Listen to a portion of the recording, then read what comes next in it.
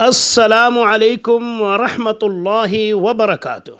Group जा अज़ीज़ दोस्त भाइरो, छा हाल आहे? अल्लाह ताला खां दुआ है त अल्लाह ताला असांखे तव्हांखे ऐं सॼी मुसलमान उम्मत खे दुनिया या आख़िरत जूं कामयाबियूं अता फ़रमाए। मुंहिंजा अज़ीज़ दोस्त साथियो, मां हिन वक़्तु ग्रुप में हिकिड़ा वीडियोज़ शेयर कया आहिनि जंहिंखे ॾिसी इंतिहाई ॾुख थो थिए, इंतिहाई अफ़सोस थो थिए त हिन तरक़ी याफ़्ता दौर में, हिन टेक्नोलॉजी जे दौर में, सोशल मीडिया जे दौर में, इल्म जे दौर में ऐं तहक़ीक़ जे दौर में बि असांजे अबोझ सिंधी भाइरनि सां अहिड़ो ज़ुल्म कयो वियो आहे जो हिन दौर में बि असांजा सिंधी भाइर जहालत जी इंतिहा खे पहुतल आहिनि, ग़ुलामी जे इंतिहा खे पहुतल आहिनि, बेशूरी जे इंतिहा खे पहुतल आहिनि। मुंहिंजा अज़ीज़ दोस्तो, हिन वीडियो में तव्हां ॾिसी सघो था त हिकिड़ो न बल्कि ॿ टे जाली पीर आहिनि। उहो हिकिड़ो जाली पीर आहे जेको तक़रीबन उन जे चेहरे ते सुन्नत बि कोन्हे का, न कि हू अहिड़ो को दीन जो आलिम आहे, हाफ़िज़ आहे, अहिड़ो कुझु बि न आहे। पर सिर्फ़ु जेको विरासत हूंदी आहे अबनि ॾाॾनि खां वठी, हुननि जी जेका गद्दी नशीनी जी विरासत ऐं असांजे सिंधी भाइरनि अबोझनि जी ग़ुलामी जी विरासत। असांजा अब्बा ॾाॾा उन्हनि जा ग़ुलाम त असां बि उन्हनि जा ग़ुलाम। हुननि जा अब्बा ॾाॾा जेके हुया उहे असां ते जेके हुया बादशाह हुया, मुसलत हुया, त उहे बि वरी असां ते मुसलत आहिनि। इहा हिकिड़ी विरासत, हिकिड़ी होॾां बादशाहत जी ज़ुल्म जी विरासत ऐं हेॾां असांजी मज़लूमियत ऐं ग़ुलामी जी विरासत आहे। तव्हां ॾिसो त उन माण्हूअ खे असांजा सिंधी भाइर कीअं सजदो करे पेर चुमी था मिलनि। ऐं घणा माण्हू मूंखे इन जे बारे में चवनि, छो त असांजे पाड़े जो आहे, असां इन्हनि जे बारे में घणो कुझु ॼाणूं था। इन जे बारे में घणा माण्हू चवनि, न साईं, हीउ जेको आहे ॾाढो सुलझल माण्हू आहे, हीउ अहिड़ो माण्हू न आहे। मां चवंदो जेकॾहिं सुलझल हुजे हा त हीउ तव्हांखे ईअं तव्हां पंहिंजा क़दम चुमराए हा। अल्लाह जो कसम एॾी बि हैसियत कोन था ॾियनि असांजे सिंधी भाइरनि खे जो अफ़सोस सां मूंखे इहे लफ़्ज़ चवणा था पवनि। वरी बि मां माज़रत थो कयां सिंधी भाइरनि खां त जो कुते जेतिरी बि हैसियत असांजे अबोझ सिंधी भाइरनि खे कोन था ॾियनि। जो अगरि कुतो बि असांजे पेरनि खे अची सिंघे त असां उनखे हकल ॾींदा आहियूं, हीअ एतिरी बि अहमियत कोन था ॾियनि। हीअ वीचारा अबोझ ला इल्मी जे करे उन्हनि जा पेर चटीनि वेठा, सजदा उन्हनि खे कनि वेठा। ॾिसो हुन जे चेहरे ते, हुन जे रिएक्शन में को अहिड़ो तव्हांखे ॾिसण में अचे थो त हीअ हुननि खे को इन शइ ते पछतावो आहे त यार ही माण्हू असांजा पेर छो था चुमनि, ही सिंधी भाइर ही ग़लतियूं, ही जहालतूं छो था कनि। हुननि खे टके जी बि ही जेको आहे नसीहत कोन था कनि। हाणे साईं त साईं, पर साईं जा जेके चेला आहिनि उहे बि साईं। हाणे ॾिसो त साईं जे पेर त पवंदा, पर साईं जो हिकिड़ो मासूम छोकिरो आहे, पोइ पुटु आहे, भाइटियो आहे, वल्लाहु आलम छा आहे, उन नंढड़े मासूम खे अछिन ॾाढ़िन वारा ॾिसो पेर चटीनि वेठा, उन पेरनि में वञी सजदो था कनि। उहो नंढड़ो मासूम बि, छो त उनखे विरासत में इहो जेको आहे ज़ुल्म करणु मिलियो आहे, इहो जेको आहे बादशाहत इनखे मिली आहे, गद्दी नशीनी, तकबुर, वॾाई इनखे विरासत में मिली आहे। उहो नंढड़ो मासूम बि उन्हनि ॾे हिकिड़े टके जो बि ख़्यालु कोन थो करे। नंढड़े मासूम जा पेर चुमनि वेठा, उन जा पेर चटीनि वेठा। हीउ ज़ुल्म न आहे त ॿियो छा आहे? हीअ कहिड़ी इंसानियत आहे? हीअ कहिड़ा अलाह वारा आहिनि जिन्हनि खे एतिरो बि तमीज़ कोन्हे को त अछिन ॾाढ़िन वारा हिननि जे पुटनि जा पेर चटीनि वेठा, तॾहिं बि उन्हनि खे जूं नथो खाए। वरी ॿियो ॾिसो, हू जेको लाड़काणे वारे साईं जो हिकिड़ो ईअं चइजे त कूड़ो ठग मुरीद, जेको सिर्फ़ु पब्लिसिटी करे वेठो, उहो जंहिंखे तक़रीबन सोशल मीडिया ते सभु साथी चवंदा त जत आहे, पर जत को ज़ात में को ॾात कोन्हे को। असां चऊं था त ठीकु आहे जत ई हुजे, जत उठ लॾण वारा आहिनि, पर अगरि उन्हनि में इख़लाक़ आहे, उन्हनि में तक़वा परहेज़गारी आहे त सैयदना बिलाल रज़ी अल्लाह ताला बि हबशी हो, हिकिड़ो ग़ुलाम हो, पर हुन पंहिंजी तक़वा ऐं परहेज़गारी जे करे हिकिड़ो सुठो मान ऐं मर्तबो लधो आहे। पर हीउ ॾिसो उन खे बि यानी सैयद वारो सिस्टम ॾेई छॾियूं। जीअं मूं सवेर चयो साईं त साईं, पर हाणे छा चवां, साईं जा ॿिया बि साईं लॻा पिया आहिनि, त उन खे बि कीअं पेर चटीनि वेठा, ऐं इन खे बि टके जो बि हया कोन थो थिए त मां पंहिंजे सिंधी भाइरनि खे ॿुधायां त हीउ ग़लति आहे। हीउ जेको तव्हां अंदाज़ मिलण जो कयो था, इहो ग़लति आहे। पर असां ॿुधाईंदासीं, चाहे ही केतिरो बि लिकाइनि, असां हक़ सच पंहिंजे सिंधी भाइरनि जे अॻियां क़ुर हदीस जी रोशनी में ॿुधाईंदासीं। छो त इहे असांजे सिंधी भाइरनि खे बेवकूफ़ था बनाइनि त बाबा इहो हिकिड़ो अदब आहे, इहो हिकिड़ो एतिराम आहे। असां इहो अदब था कयूं पीरनि जो, मुर्शिदनि जो। पीर अहिड़ा कोन हूंदा आहिनि, सचा मुर्शिद अहिड़ा कोन हूंदा आहिनि, इहे ठग जाली अथव जेके सिंध खे फुरे तबाह कयो अथनि। हाणे असां तव्हांखे क़ुर हदीस जी रोशनी में ॾेखारींदासीं इहो अदब न आहे, इहा ग़ुलामी आहे, इहा जहालत आहे, इहो शिरक आहे, इहो अदब न आहे। छो त अदब उहो आहे जेको असांखे प्यारे पैगंबर अलैहिस्सलातु वस्सलाम सेखारियो आहे, जेको सहाबा करे ॾेखारियो आहे, जेको अहल बैत करे ॾेखारियो आहे। अचो त हाणे मां तव्हांखे ॿुधायां त अदब छा हूंदो आहे। इमाम बुखारी रहमतुल्लाह अलैह जो हिकिड़ो किताबु आहे अदबुल मुफ़रद, उन में आहे त हिकिड़े चकर सैयदना मुआविया रज़ी अल्लाह ताला अन्हु वटि जेको सैयदना मुआविया रज़ी अल्लाह ताला अन्हु इब्न ज़ुबैर ऐं इब्न आमिर रज़ी अल्लाह ताला अन्हु विया हुआ। उते जेॾी महिल पहुता त सैयदना इब्न ज़ुबैर रज़ी अल्लाह ताला अन्हु उहो कोन उथियो, उहो ज़ुबैर रज़ी अल्लाह ताला जो पुटु हो, उहो कोन उथियो। छो त उन्हनि खे ख़बर हुई नबी करीम सल्लल्लाहु अलैहि वसल्लम तालीमात जी, ऐं ॿिए साथी खे ख़बर न हुई। उन मुआविया रज़ी अल्लाह ताला खे ईंदे ॾिठो त बीही रहियो, अल्लाहु अकबर, हू यानी अदब में बीही रहियो। बीठो त सैयदना मुआविया रज़ी अल्लाह ताला खे चयो वेही रह, वेही रह। छो त मूं नबी करीम सल्लल्लाहु अलैहि वसल्लम खां ॿुधो आहे त अगरि जेको माण्हू इन ॻाल्हि खे पसंदि करे त हुन जे करे माण्हू बीहनि। जेको अक्सर असां ॾिसूं था न, कंहिं मसइले जे करे मूंखे कोर्ट वञिणो पियो, हीअ जेके दोस्तनि खे ख़बर आहे गायशा जी ॾाची जो केस ऐं हीअ जेको कंडीअ जो या ॿिया वग़ैरह वग़ैरह, अल्हम्दुलिल्लाह जेको मां केस कंदो आहियां, त मां कोर्ट में वियुसि, जज लंघियो, सॼी ख़ल्क़ उथी बीठी।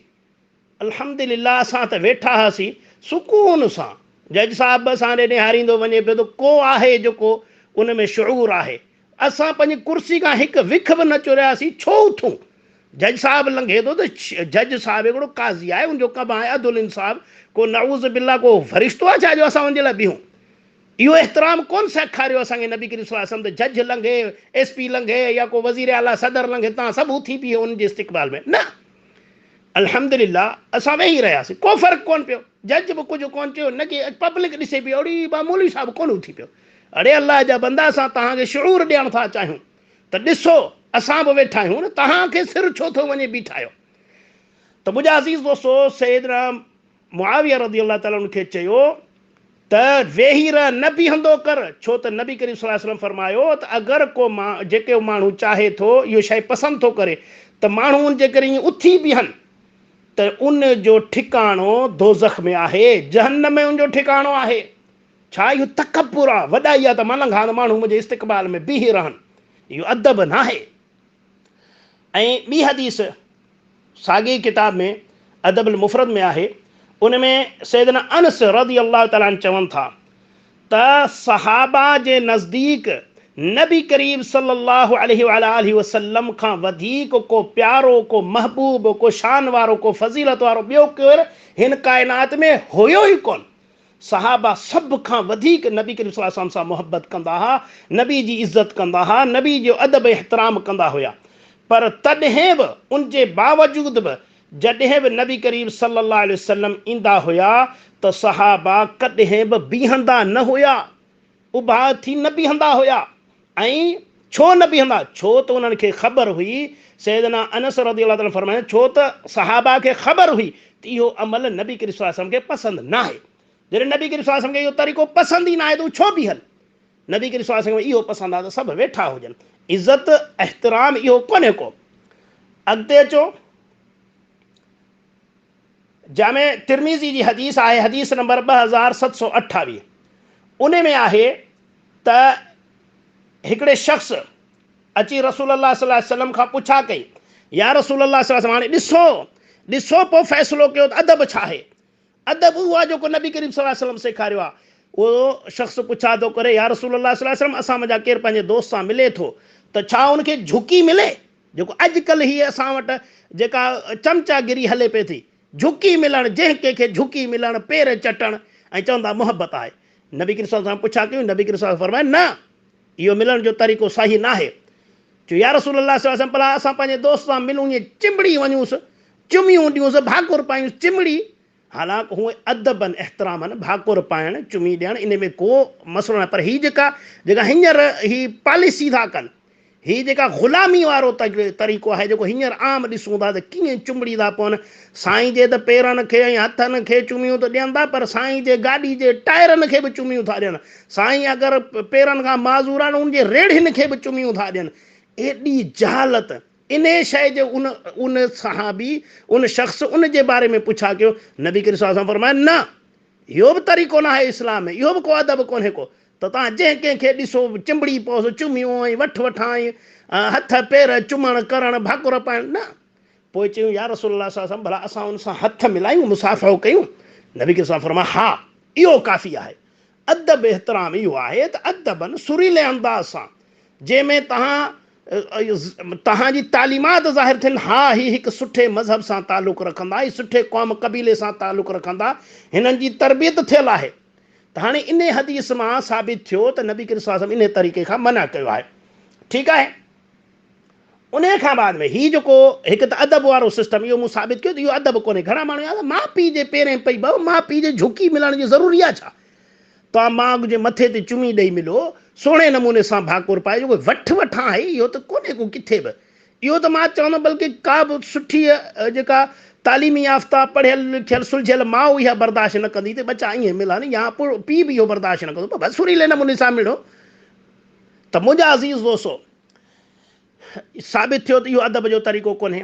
ॿियो, ही छो था एतिरी ग़ुलामी कनि, छो इन्हनि में इहा ग़ुलामी आहे? उहो इन जे करे हू सोचंदा ही साईं राज़ी थी वियो अञा सभु कम थी वेंदा, ही बसि राज़ी थी वियो, हिन जी दुआ सां, हिन जी बसि नज़र सां असांजा बेड़ा पार थींदा। पोइ मुश्किल कुशा बि इहो आहे, हाजत रवा बि इहो आहे, सभु बिगड़ी बणाइण वारो बि इहो आहे।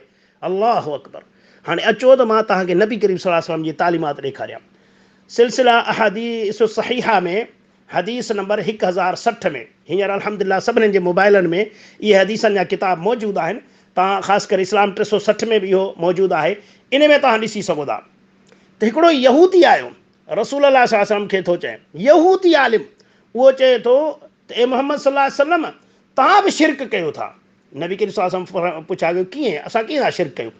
चई त तव्हां मुंहिंजा माण्हू घणा चवनि था, अचनि था जेको अलाह चाहे ऐं जेको तूं चाहीं, जेको अलाह चाहे ऐं तूं चाहीं, यानी शरीक थी विया ॿ शयूं, अलाह ऐं तूं।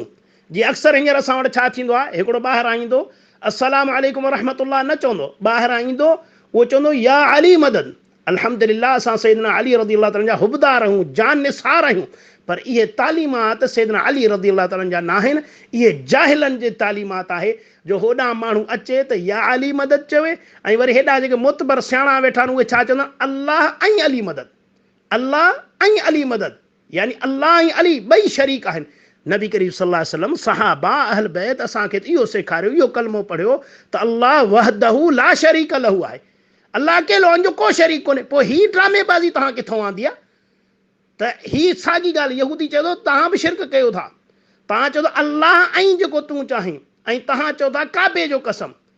अॼु असां वटि ॾिसो न इहो मुआशिरे में जामी जो कसम, खीर जो कसम, अदा जेको आहे बचनि जो कसम, हर शइ जो, मुर्शिद जो कसम, हर शइ जो, उहो यहूदी चए थो त इहो शिरक था कयो। पोइ नबी करीम सल्लल्लाहु अलैहि वसल्लम चयो न, तव्हां जॾहिं बि अहिड़ी ॻाल्हि कयो त इहो चओ त जेको अलाह चाहे पोइ जेको तूं चाहीं, यानी पहिरियां अलाह जी मर्ज़ी हूंदी, अलाह चाहींदो त पोइ असां कुझु करे सघूं था, अलाह न चाहींदो त नबी करीम सल्लल्लाहु अलैहि वसल्लम सेखारियो त मां बि कुझु नथो करे सघां, मुंहिंजी मर्ज़ी कुझु बि न आहे सवाइ अलाह जी मर्ज़ी जी। ऐं ॿियो नबी करीम सल्लल्लाहु अलैहि वसल्लम सेखारियो त काबे जो कसम न खणो, बल्कि चओ त काबे जे रब जो कसम, काबे जे रब जो कसम। जॾहिं बि कंहिं शइ जो कसम खणो त अलाह जो ई कसम खणो। ठीकु आहे। हाणे हिते बि साबित थियो त अगरि केरु ऐं जो गॾाए थो त इन में शिरक थी थो वञे।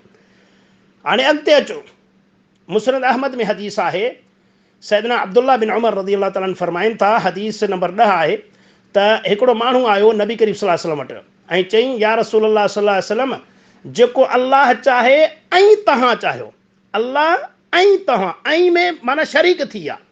जॾहिं ऐं लफ़्ज़ अचे थो त माना शरीक थी विया, तूं ऐं फलाण माना ॿ ॼणा, इहो जमा थी वियो, इहो शरीक थी वियो। त अल्लाह जे रसूल सल्लल्लाहु अलैहि वसल्लम खे जॾहिं ईअं चई अल्लाह चाहे ऐं जेको तव्हां चाहियो, त रसूल अल्लाह सल्लल्लाहु अलैहि वसल्लम फरमायो त छा तो मूंखे अल्लाह ताला जो शरीक बनायो? छा तो मूंखे अल्लाह जो शरीक बनायो? ऐं पोइ रसूल अल्लाह सल्लल्लाहु अलैहि वसल्लम फरमायो ईअं न चओ त जेको अल्लाह चाहे ऐं तूं चाहीं, इहो चओ जेको हिकु अल्लाह चाहे, जेको अल्लाह वहदहू ला शरीक लहू चाहे, उहो ई सभु कुझु थींदो। ये कंहिंजी तालीमात आहे? रसूल अल्लाह सल्लल्लाहु अलैहि वसल्लम जी तालीम आहे न।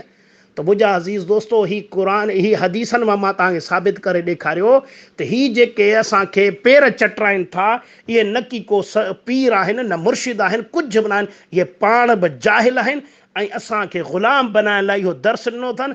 पोइ चाहे केर बि हुजे, मूंखे ख़बर आहे त इन्हनि जा घणा मुरीद चिड़ी पवंदा, पर मां क़ुरान तव्हांजे अॻियां हदीस पेश थो कयां। मञो न मञो तव्हांजी मर्ज़ी, वञी दोज़ख जे तरे में पओ उहा तव्हांजी मर्ज़ी। हक़ सच ॿुधाइण मुंहिंजो कमु आहे। सो अॼु सुधरो, अहिड़ा मुर्शिद न बनायो जेको तव्हांखे शिरक जे दलदलनि में फसाइनि, ग़ुलामीन जे दलदलनि में फसाइनि। असांजो मुर्शिद मुहम्मद रसूलुल्लाह सल्लल्लाहु अलैहि वसल्लम आहे ऐं उहो असांखे क़ुरान ऐं हदीस ॾेई वियो आहे। क़ुरान ऐं हदीस ते अमल कयो, इन्हनि जहालतनि खां निकिरो ऐं ॿियनि पंहिंजनि सिंधी भाइरनि खे चवंदुसि अल्लाह जे वास्ते सिंधी क़ौम जी मालिकी कयो। घर घर तोणी ही जहालत जेका फैली वई आहे, इनखे ख़तमु करण जे लाइ, इनखे मिटाइण लाइ उथो जागो। जे न जागंदो त ही क़ौम त तबाह थींदी ई थींदी, पर क़यामत जे ॾिहाड़े तव्हां बि कोन बचंदो, असां बि कोन बचंदासीं, केर बि कोन बचंदो। छो त अल्लाह ताला उते पुछंदो त तोखे इल्मु हुयो, तो छो न पुॼायो माण्हुनि तोणी। असां सभिनीनि ते फ़र्ज़ु आहे हक़ सच पहुचायूं, राति ॾींहुं जिथे जहालत ॾिसूं आवाज़ उथारियूं। अल्लाह ताला खां दुआ आहे अल्लाह ताला सां सभिनीनि मुस्लमाननि खे कुफ़र शिरक बिदअत ऐं तक़लीद खां महफ़ूज़ फरमाए ऐं ख़ालिस क़ुरान सुन्नत खे पढ़णु सम्झणु, उन ते अमल करणु ऐं उनखे पूरी दुनिया जे इंसाननि तोणी पहुचाइण जी तौफ़ीक़ अता फरमाए। आमीन या रब्बल आलमीन। अस्सलामु अलैकुम व रहमतुल्लाहि व बरकातुहू।